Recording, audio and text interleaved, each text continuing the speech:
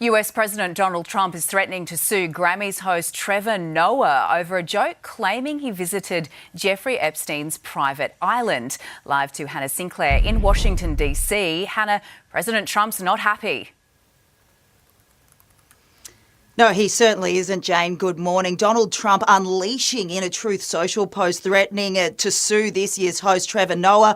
The president posting, Noah said incorrectly about me that Donald Trump and Bill Clinton spent time on Epstein Island. Wrong. I can't speak for Bill. En ciertos eventos, el sistema institucional de los Estados Unidos se ve desplazado no por la gravedad del acto en sí, sino por la forma en que reacciona ante lo que antes se consideraba irrelevante.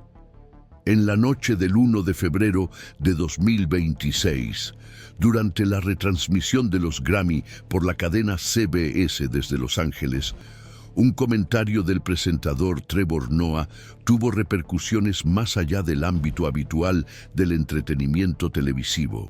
El contenido de la broma implicaba una asociación satírica entre el presidente Donald Trump, el expresidente Bill Clinton y la isla de Jeffrey Epstein, formulada en un tono evidentemente humorístico y sin acusaciones literales. Horas después de la ceremonia, Trump utilizó sus redes sociales para responder con vehemencia, calificando el episodio de difamatorio y anunciando su intención de demandar tanto al comediante como a la cadena responsable. La publicación fue escrita en primera persona, con referencias a procesos anteriores y acusaciones directas a la integridad de Noah. El impacto del episodio no se limitó a lo que ocurrió dentro de la sala en ese momento. La amenaza pública de acción judicial partió de un ex jefe de Estado, dirigida a un comediante por un comentario realizado en un contexto tradicionalmente protegido por la jurisprudencia estadounidense. En otras circunstancias, este tipo de reacción podría tratarse como retórica típica de figuras públicas. Sin embargo, cuando se asocia con el historial del autor y la institucionalidad de la plataforma donde se produjo la manifestación, un evento cultural transmitido en cadena nacional, el gesto adquiere otra dimensión. La CBS, anteriormente involucrada en delicadas negociaciones con el equipo legal de Trump, fue mencionada nominalmente. El episodio pasó a analizarse no como un enfrentamiento entre individuos, sino como un reflejo de las tensiones persistentes entre la libertad artística y los intentos de litigio. El silencio temporal de Noah y la ausencia de una respuesta formal de la CBS en las primeras 24 horas reforzaron la percepción de que ambos evaluaban el alcance institucional de la amenaza. El entorno mediático, ya acostumbrado a las disputas judiciales iniciadas por Trump contra medios de comunicación y figuras públicas, observaba ahora la posibilidad de que el litigio se utilizara de nuevo como mecanismo de intimidación discursiva. Paralelamente, las asociaciones de prensa y las organizaciones de defensa de la libertad de expresión retomaron los precedentes del Tribunal Supremo que reconocen el humor como una forma de discurso protegido. El argumento jurídico más recurrente en este tipo de debate se refiere al efecto paralizador, un efecto inhibidor producido no por la imposición legal directa, sino por el temor a afrontar elevados costes judiciales o desgaste público. En términos narrativos, la amenaza de Trump parecía seguir una estrategia ya observada en otras ocasiones: convertir las críticas en disputas formales, trasladando el debate del ámbito cultural al jurídico. El momento de la reacción, coincidente con la publicación de nuevos extractos de los archivos del Departamento de Justicia sobre el caso Epstein, añadió complejidad a la interpretación del episodio. Aunque la broma de Noah no implicaba una acusación literal, la respuesta pública de Trump atribuía al comentario una gravedad distinta de la que se asocia comúnmente al humor televisivo.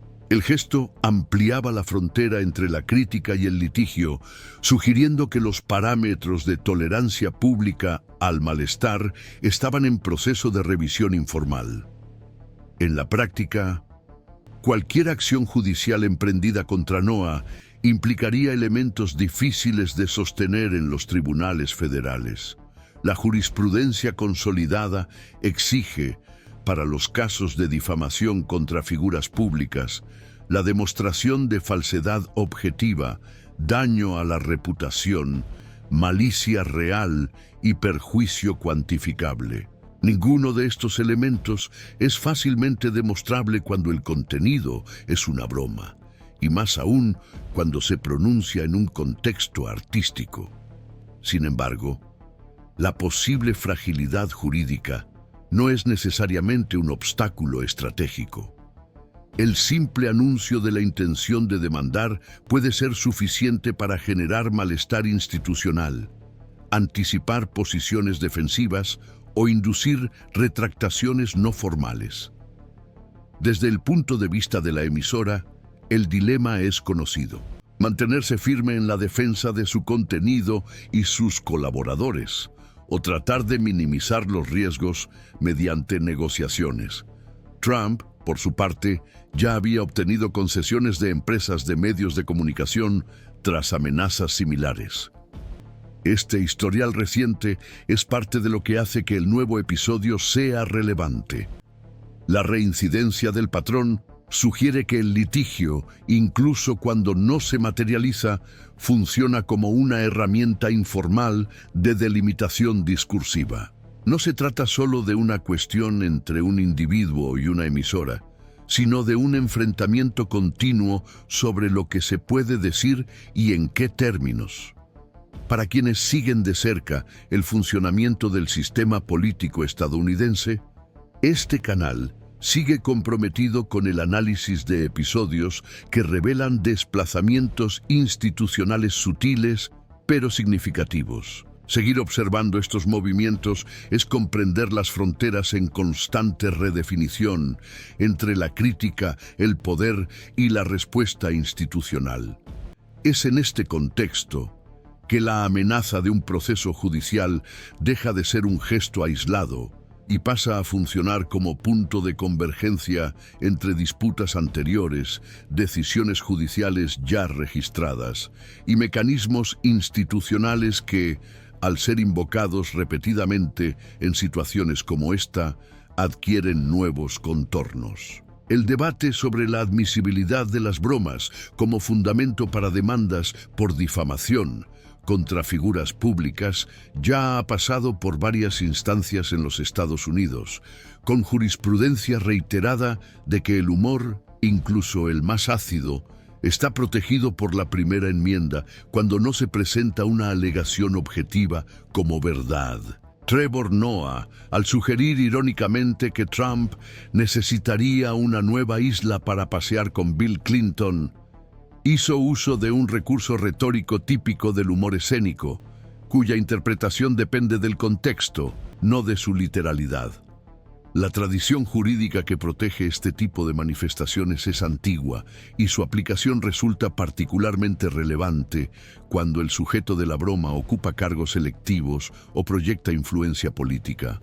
A partir de ahí, comienzan a articularse otros elementos jurídicos. La doctrina de la malicia real es un requisito impuesto por el Tribunal Supremo desde el caso New York Times Pintus Sullivan de 1964. Esta doctrina establece que, para que un agente público gane una demanda por difamación, es necesario demostrar no solo que hubo falsedad, sino que quien pronunció la frase lo sabía o actuó con desprecio temerario por la verdad. En un escenario en el que la frase es una broma y no una declaración objetiva, la dificultad de demostrarlo se hace aún más evidente. Los juristas que analizaron el episodio de los Grammy señalaron que, incluso en los estándares más amplios de interpretación, Sería difícil caracterizar las palabras de Noah como una imputación directa y prácticamente imposible establecer que hubo una intención deliberada de causar daño a la reputación basándose en una falsedad conocida. Esta convergencia ayuda a comprender por qué las reacciones institucionales se acumulan no solo en el ámbito jurídico, sino también en el cultural y empresarial. Los medios de comunicación, las asociaciones profesionales y las entidades de defensa de las libertades civiles ven en este tipo de amenaza un riesgo difuso, no por su mérito jurídico inmediato, sino por los efectos colaterales que puede provocar. El llamado efecto silenciador no necesita condenas para funcionar. El simple costo de una defensa prolongada, sumado al desgaste de la imagen, puede llevar a los medios de comunicación y a las figuras públicas a recalibrar preventivamente sus discursos. La CBS, aunque cuenta con el apoyo de equipos jurídicos especializados, sabe que este tipo de exposición judicial opera con capas que trascienden el análisis procesal. En situaciones anteriores, otras cadenas ya han optado por acuerdos extrajudiciales, no como reconocimiento de culpa, sino como estrategia de contención de riesgos. La experiencia reciente del propio equipo jurídico de Trump en procesos considerados frívolos también contribuye a delinear el panorama. En 2024, una demanda similar contra Hillary Clinton fue desestimada y considerada de mala fe. El tribunal impuso una multa al presidente y a su abogada de entonces, Elena Java. Este historial no constituye un precedente vinculante en el sentido técnico, pero sirve como referencia contextual y argumentativa, lo que los juristas denominan atmósfera de litigiosidad abusiva. Si se presenta una nueva demanda contra Trevor Noah y eventualmente contra la CBS, es razonable suponer que las defensas recurrirán a este historial para argumentar que existe un patrón de judicialización con objetivos extrajurídicos. Esta repetición de la estrategia, si se identifica como abusiva, puede incluso dar lugar a solicitudes de reembolso de los gastos legales por parte de los demandados, en caso de que la demanda sea desestimada. Otro punto de atención es el uso de la estructura jurídica no solo para la defensa de los propios intereses, sino como mecanismo de control del discurso público. Cuando el litigio se utiliza sistemáticamente contra críticos, periodistas y artistas, la función original del proceso judicial, la reparación objetiva del daño, se confunde con el uso performativo de la amenaza. En este escenario, el derecho se instrumentaliza como lenguaje de poder, no como mecanismo de justicia, y esto altera la percepción de estabilidad institucional, especialmente cuando el agente litigante es un presidente con ambiciones políticas declaradas. El uso frecuente de amenazas legales, incluso cuando no se consuman, señala un intento de ampliar informalmente los límites de la tolerancia crítica a través de la incertidumbre jurídica. La CBS, consciente de estas dinámicas, parece adoptar una estrategia de espera. La cadena ya se ha enfrentado a episodios similares y sabe que cualquier posicionamiento precipitado puede interpretarse como debilidad o como una invitación a nuevas presiones. Trevor Noah, por su parte, tiene a su disposición una serie de mecanismos de defensa institucional, incluida la posibilidad de solicitar la anulación de cualquier acción que no demuestre desde el principio la existencia de un daño real y directo. Si se abre el proceso, el procedimiento incluiría etapas como interrogatorios formales, declaraciones bajo juramento y acceso a la documentación probatoria, lo que en casos anteriores resultó arriesgado para el propio Trump, dadas sus dificultades para mantener versiones consistentes bajo juramento. El interés del presidente en ampliar el alcance de la acción, incluyendo a la cadena junto con el presentador, También es coherente con el patrón observado en litigios anteriores. La estrategia de demandar simultáneamente al individuo y a la plataforma tiene como objetivo aumentar el poder de presión y ampliar las posibilidades de obtener algún tipo de acuerdo parcial. Para los analistas políticos, esta medida no es solo un intento de censura puntual, sino un esfuerzo más amplio por rediseñar las relaciones entre la crítica pública y las figuras que ocupan o han ocupado cargos de poder. El objetivo, en este sentido, no es solo la broma, sino el espacio institucional que la hace posible.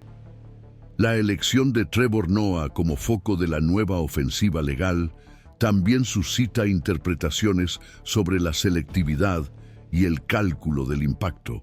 Como presentador de un programa nocturno de sátira política y con un historial de críticas constantes a la figura de Trump, Noah ya era un objetivo consolidado. El uso de un momento de mayor visibilidad, como los Grammy, funciona como catalizador narrativo para reavivar un tipo de confrontación que para ciertos grupos refuerza la idea de que hay un sector de los medios de comunicación sistemáticamente hostil al presidente. Aunque esta percepción no se sustenta en datos objetivos, cumple una función movilizadora dentro de un ecosistema político en el que la confrontación constante es moneda de cambio. En este escenario, la función de la prensa y de los observadores institucionales cobra una relevancia redoblada. La disputa que se forma no es solo entre individuos o entre visiones opuestas sobre los límites del humor. Lo que está en juego son los contornos del sistema institucional de controles y contrapesos. El equilibrio entre el derecho al honor, la libertad de expresión y el uso proporcional de los mecanismos judiciales. La CBS, los tribunales federales y los observadores atentos se enfrentan no solo a un caso, sino a una prueba informal sobre la capacidad del sistema para absorber, resistir o ceder a la presión de quienes buscan moldear las reglas discursivas por vía litigiosa. Para quienes siguen regularmente las intersecciones entre la cultura, la política y el derecho, este canal sigue comprometido con ofrecer lecturas cuidadosas sobre acontecimientos que revelan movimientos institucionales más amplios. La observación continua de estos episodios es lo que permite comprender cómo las normas no escritas se ponen a prueba, se reconfiguran o se reafirman en la práctica. Existen opiniones contradictorias sobre el alcance jurídico y el efecto político de la amenaza atribuida a Donald Trump contra Trevor Noah. Para algunos expertos, aunque no se haya presentado ninguna petición, el hecho de anunciar la intención ya tiene consecuencias institucionales relevantes. No se trata de alterar entendimientos consolidados o crear un nuevo marco normativo, sino de influir en el comportamiento de los agentes públicos, las empresas privadas y los profesionales de la comunicación ante el riesgo de que se utilice el litigio como estrategia. Esta interpretación se basa en un historial de situaciones en las que figuras de gran proyección, conscientes de las dificultades de éxito en las demandas por difamación, han recurrido al sistema judicial como instrumento de presión, con el objetivo de generar costes financieros, prolongar la visibilidad del conflicto o construir narrativas políticamente útiles para futuras disputas. Por el contrario, hay analistas que interpretan el episodio como parte de un patrón discursivo recurrente, en el que la amenaza de un proceso tiene un valor más simbólico que práctico. Según esta visión, la ausencia de requisitos esenciales para sustentar una demanda formal, como la prueba de la falsedad factual, la demostración de un daño concreto a la reputación y la presencia de malicia real, reduciría significativamente la probabilidad de avance judicial. Aún así, incluso reconociendo la fragilidad técnica de una posible acción, estos analistas no descartan el impacto político del gesto.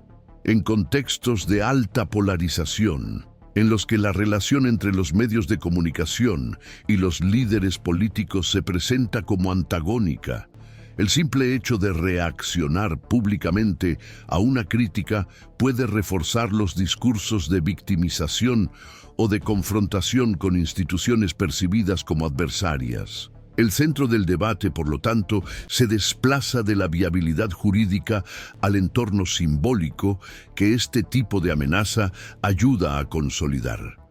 La percepción de que las autoridades o figuras públicas pueden recurrir al Poder Judicial contra las manifestaciones críticas siempre que éstas superen un cierto nivel de molestia, incluso sin una base jurídica sólida, tiende a producir efectos acumulativos sobre la cultura institucional. En lugar de reforzar los mecanismos legítimos de reparación, esta práctica plantea el riesgo de que el humor, el periodismo de investigación y la producción artística se vean limitados por la autocensura preventiva, motivada por el temor al desgaste financiero y a la exposición prolongada. En este escenario, la atención deja de centrarse en el juicio técnico y pasa a operar en el control anticipado del lenguaje. Hay indicios de que esta dinámica se intensifica en periodos electorales y en entornos en los que la polarización discursiva resulta funcional.